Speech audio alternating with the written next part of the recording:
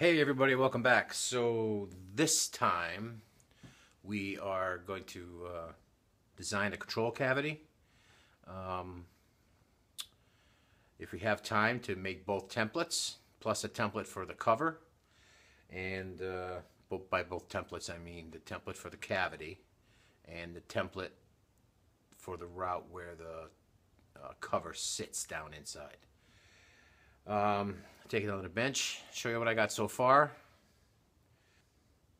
I agonize over where controls should be every time I change them on a different style guitar. So I've been agonizing on this for about a week, and this is pretty much what I've come up with.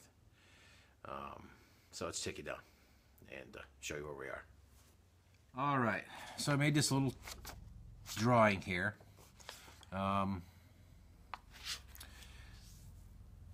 The one problem I had with this layout is the thigh cut in here. It's not going to allow me to use separate volumes for each pickup. So we're going to do one volume and one tone. And if you flip this over, you can see got this cut right in here, which is right here. So this is going to sit back like this.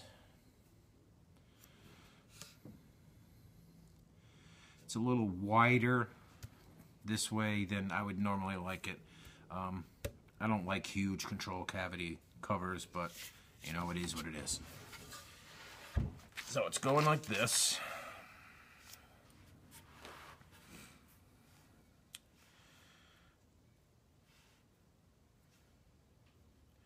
You got to remember when you're designing your layout, got to put ears in so you have extra room for your screws to hold the cover on. I've seen a lot of people posting pictures of their screw up where they just did the cavity and never left any of these little ears for the screws to go in. So always remember to do that. This is how it's going. This is coming in the body at an angle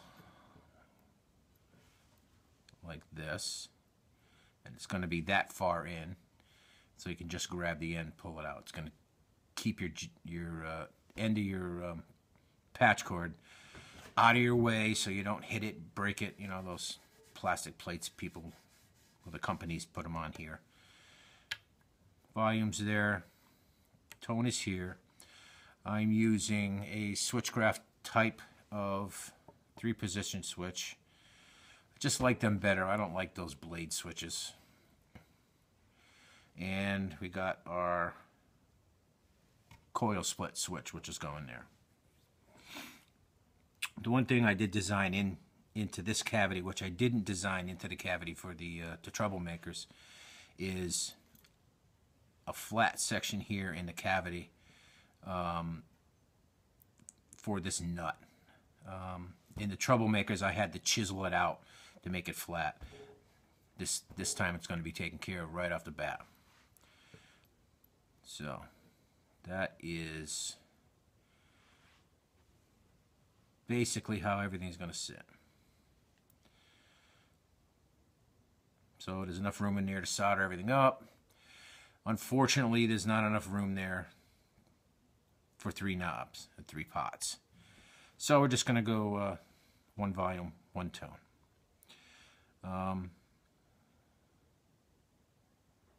Yeah, that's it. So now we have to make 3 templates. One to route out inside here, right? And then one to route here for the cover to sit down in, and then one for the cover. So the first one I'm going to make is probably the cover. This is very roughly cut out with scissors, so I'm going to take a little extra time, make sure all these lines are straight. So anyway, I'm going to get started with the the templates for the routing. All right, so I'm gonna start with the template for the cover. Got my polycarbonate. Gonna have to cut it out with a handsaw because my bandsaw is still down and I haven't bought a new one yet. So, a little handwork never killed anybody.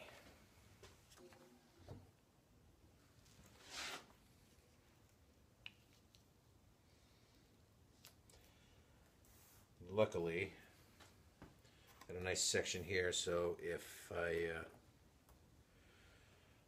cut this out right, I won't have too much sanding to do because I'm going to definitely doing a lot of it on the belt sander. So let's, all right, hacksaw time. Let's go on over to the vise, clamp it in and cut it.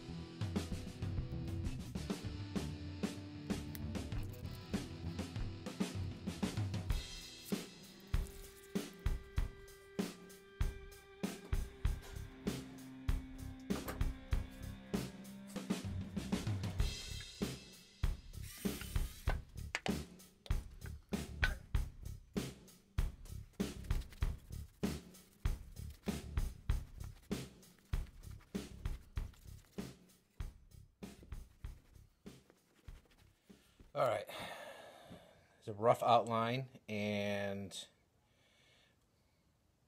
you know, pretty much where the screws are going to be laid out and where the holes are going to be drilled for the components.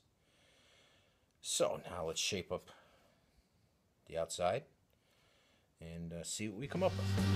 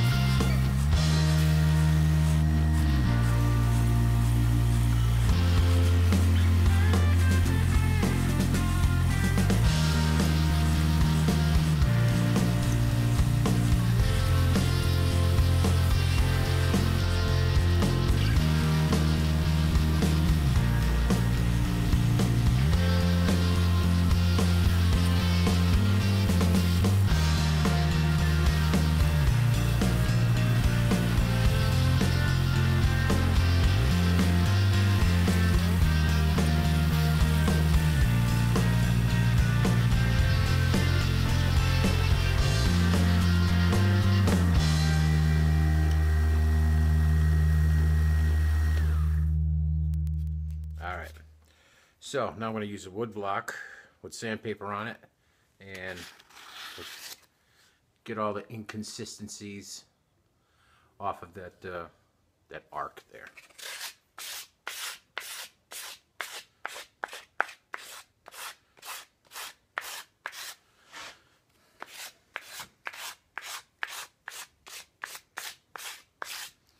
I'll be back when I'm done, because watching people sand is freaking boring. Okay, so as I've said in the past, I believe it was in the pick card making video, when sanding your templates, make sure everything is as perfect as you can get it.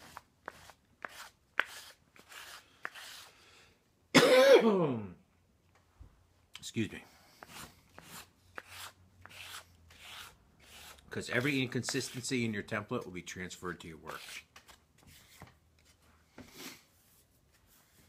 And this template right here is going to make the template for the cover and the template for the recess for the cover. So, granted, if it has a bump or a lump in it, it'll transfer both to the route and to the cover. So, seemingly the cover should fit perfect anyway. But you don't want that. You want it done right. So get it as perfect as you can. Get all the little humps out. Make sure all your corners are round. Make sure that your corners aren't too tight. Because if they are, the bearing of your router won't be able to go into the corner and out. So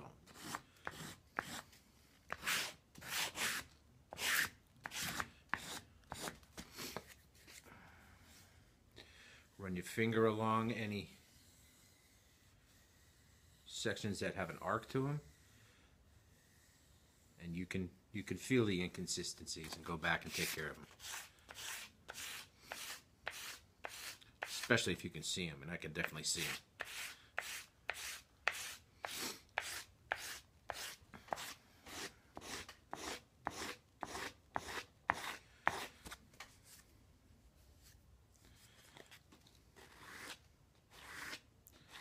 Make sure all your straight sections are straight.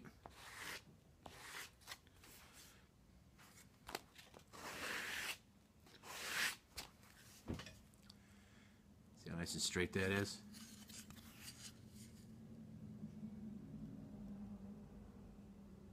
That one's slightly rounded. I'm going to take care of that.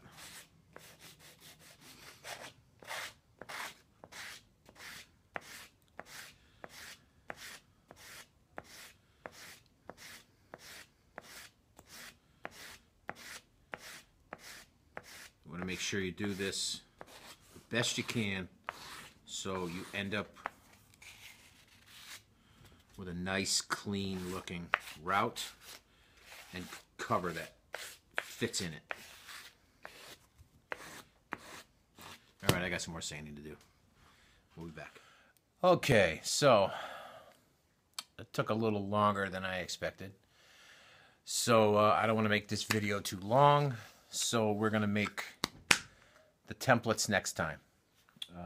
I also have to run out and get some MDF. I'm all out of it.